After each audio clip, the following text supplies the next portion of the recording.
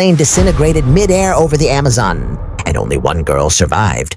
How did she live for 11 days alone in the deadliest jungle on Earth, falling 10,000 feet, stranded with injuries, surrounded by venomous snakes and endless wilderness? It was Christmas Eve, 1971, and the skies over the Peruvian Amazon were dark and foreboding, heavy with storm clouds that churned like angry beasts.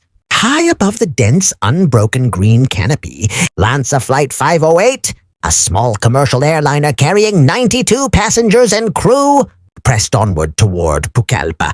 Among them sat 17-year-old Juliane Koepcke, a quiet, introspective girl with bright eyes, the only child of German zoologists. She had spent much of her life in the rainforest, exploring its winding rivers and shadowed paths alongside her parents, learning to navigate its dangers with curiosity and caution. Yet nothing in her life could have prepared her for what was about to happen. As the plane entered the storm, turbulence shook the fuselage violently. Lightning flashed across the sky, illuminating the terrified faces around her. Passengers screamed. Oxygen masks fell uselessly from the overhead compartments. Then came a blinding strike, and the plane shuddered like a leaf in a hurricane. Metal groaned. Windows shattered. In a heartbeat, LANSA Flight 508 disintegrated midair, throwing bodies, luggage, and debris into the storm-tossed void. The roar of the thunder seemed to mock the chaos below. As Juliane found herself hurtling toward the earth, her seatbelt still fastened, her body rigid with shock and terror. She hit the jungle canopy with a sickening thud, and miraculously she survived. Her fall had been slowed by the branches, which ripped and twisted, but somehow broke the force of the impact. Juliane landed with a searing pain that tore through her shoulder and leg, her clothes soaked with rain, mud, and blood. All around her, the wreckage of the plane was scattered like the remains of a nightmare. But there was no time to mourn. The jungle was alive with dangers far beyond the wreckage. Poisonous snakes coiled silently beneath the leaves. Insects swarmed in relentless clouds, and the oppressive humidity pressed down on her like a living weight. She was alone, completely alone. For the first time, the reality of survival hit her. She struggled to her feet, pain radiating from her broken collarbone and torn flesh. Every step sent shooting pains through her body, but instinct drove her forward. She remembered her parents' lessons. Follow the water. Keep moving. Trust the jungle if you respect it. Weak from shock and blood loss, she began to stumble. Toward a small creek she spotted winding through the undergrowth. The water would provide both direction and sustenance, a lifeline in a place where death seemed to lurk in every shadow. The first night was the hardest. The darkness of the Amazon was absolute, a black so deep it felt alive. Strange calls echoed through the trees. Monkeys, unknown birds, the hiss of snakes moving unseen. She tried to find a sheltered spot, but could find nothing safe. Exhaustion and fear threatened to overtake her, but she forced herself to stay awake. Every sound was amplified, every movement a potential threat. Somewhere in the distance, the remnants of the storm still rumbled, the rain tapping a relentless rhythm on leaves and branches. Her body shivered, soaked and cold, yet she pressed on, driven by an unyielding will to survive. Days passed in a blur of pain, hunger, and fear. Juliane scavenged for food, eating whatever she could find, roots, small fruits, anything to stave off the gnawing emptiness in her stomach. She used knowledge past, down from her parents, to avoid poisonous plants and track animal, trails that might lead her to safety. Her wounds festered, the pain sometimes unbearable, but she kept moving, following the creek as it twisted deeper into the jungle.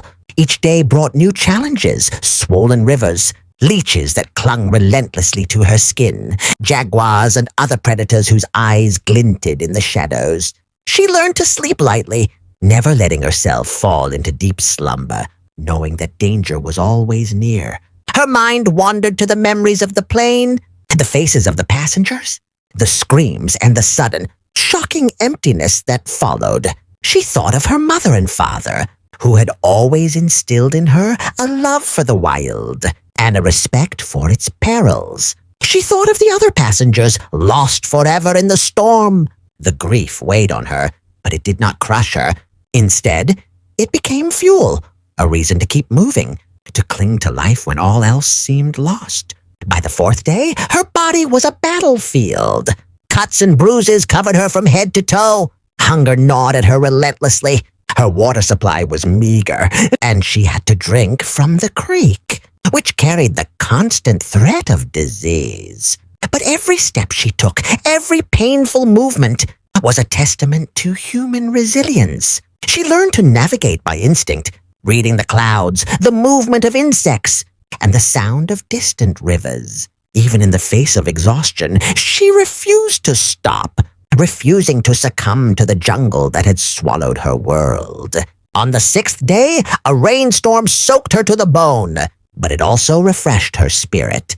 She realized that following the creek downstream might eventually lead her to civilization. The water became her guide, a silver thread through the endless green.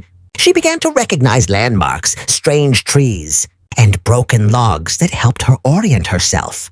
Her survival was no longer a random act of luck. It was the result of skill, courage, and an unbreakable will.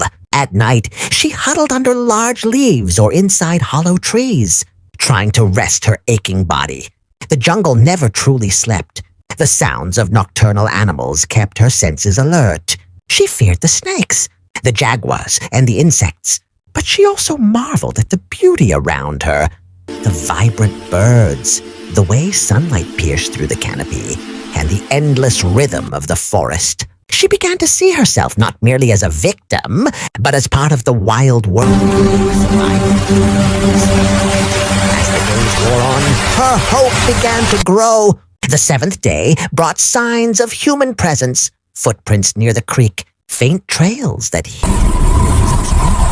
her heart leapt with cautious optimism, but she knew better than to rush. One misstep could be fatal. Hunger, thirst, and exhaustion had become constant companions, but so had determination. She remembered her parents' words. The jungle is dangerous, but it is also forgiving if you respect it. Never stop moving! On the ninth day, she came across a small clearing, and for the first time, she allowed herself a brief moment of reflection. She was covered in mud, blood, and sweat. Her clothes were torn, and her body was battered.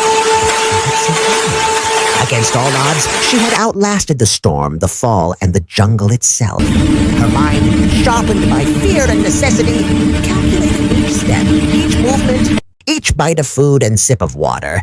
Every instinct she had learned in her life now became her guide, and she trusted it implicitly. By the 11th day, Juliane's strength was failing, but so was her isolation. She had reached a larger river, one that promised a way out. She followed its banks, every step more agonizing than the last. The sounds of civilization began to filter through the dense foliage, birds she recognized. From areas near villages, the distant clanging of tools, and voices, faint but unmistakable. Her heart soared. She forced herself to run, though her legs trembled and her wounds burned with every movement. Finally, she emerged from the jungle, stumbling into the astonished arms of local lumber workers. Her appearance was almost unrecognizable, emaciated, bruised and covered in filth, but her eyes burned with life, determination, and relief. The workers took her to safety, and medical attention revealed the full extent of her injuries. A broken collarbone, deep lacerations, infections, and exhaustion beyond comprehension. Yet, against all odds, she had survived. The story of Juliane Koepcke spread across the world like wildfire. How had a 17-year-old girl survived a fall from 10,000 feet, alone in one of the most dangerous jungles on Earth? The answer lay in a combination of sheer luck, inherited knowledge, and an indomitable will to live. She became a symbol of human resilience, a reminder that the human spirit can endure beyond what seems possible. Her survival was a miracle, a testament to courage, instinct, and the bond between a human being and the natural world. Years later, Juliane returned to the site of the crash, facing the jungle that had nearly claimed her life. She became a biologist, dedicating her life to the study of the rainforest she had survived in, turning tragedy into purpose. Her story, immortalized in documentaries and books, remains one of the most remarkable tales of survival in modern history. A haunting, awe-inspiring reminder that sometimes the will to live is stronger than death itself. In the end, Juliane Koepcke's tale is not just about a plane crash or the perils of the Amazon. It is about the refusal to surrender, about courage in the face of despair, and about the extraordinary endurance of a girl who stared death in the eye and whispered, silently but fiercely, "Not today!